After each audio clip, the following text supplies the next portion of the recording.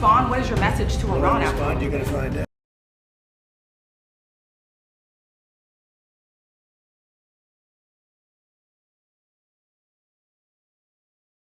মধ্যপ্রাচ্যের যুদ্ধ থামার যে আশা তৈরি হয়েছিল তা আবারও অনিশ্চয়তায়। ইরানে যুক্তরাষ্ট্র হামলা জবাবে উপসাগরীয় অঞ্চলে মার্কিন স্থাপনায় পাল্টা হামলা দাবি করেছে তেহরান। দুই দেশের এই পাল্টাপাল্টি পদক্ষেপ নতুন করে উত্তপ্ত হয়েছে পুরো অঞ্চল। ইরানে সম্প্রতি যুক্তরাষ্ট্রে হামলার জবাবে উপসাগরীয় অঞ্চলে বিভিন্ন মার্কিন স্থাপনায় পাল্টা হামলা চালানো হয়েছে, এমন দাবি করেছে ইরানি ইসলামিক বিপ্লবী গার্ড বাহিনী। দুই দেশের পাল্টাপাল্টি সামরিক পদক্ষেপ মধ্যপ্রাচ্যের আবার উত্তেজনা তীব্র হয়ে উঠেছে। শনিবার রাষ্ট্রীয় টেলিভিশনে প্রচারিত এক বার্তায় আইআরজিসি জানায়, যুক্তরাষ্ট্রে হামলার প্রতিশোধ হিসেবে উপসাগরীয় অঞ্চলে মার্কিন বাহিনীর বিভিন্ন স্থাপনা লক্ষ্য করে হামলা চালানো হয়েছে। একই সঙ্গে তারা সতর্ক বলেছে, আগ্রাসনের পুনরাবৃত্তি হলে তাদের জবাব আরও ব্যাপক ও কঠোর হবে।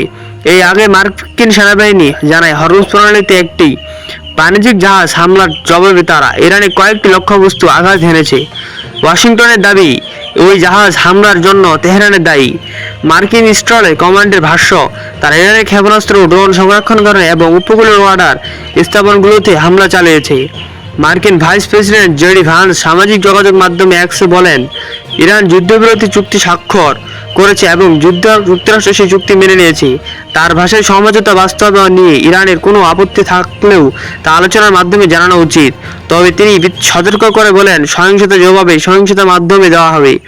অন্যদিকে আইআরজিসি যুক্তরাষ্ট্র হামলার তীব্র নিন্দা জানিয়ে অভিযোগ করেছে ওয়াশিংটন আবারও তাদের প্রতিশ্রুতি ভঙ্গ করেছে।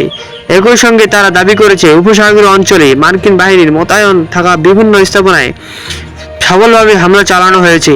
ইরানের পার্লামেন্ট জাতীয় নিরাপত্তা কমিটির প্রধান ইব্রাহিম আজিজিও ক্ষোভ প্রকাশ করেছেন।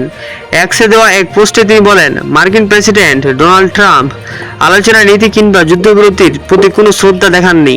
তার মধ্যে যুক্তরাষ্ট্রের সম্প্রতি হামলা যুদ্ধবিরতির বেপরোয়া লঙ্ঘনের শামিল।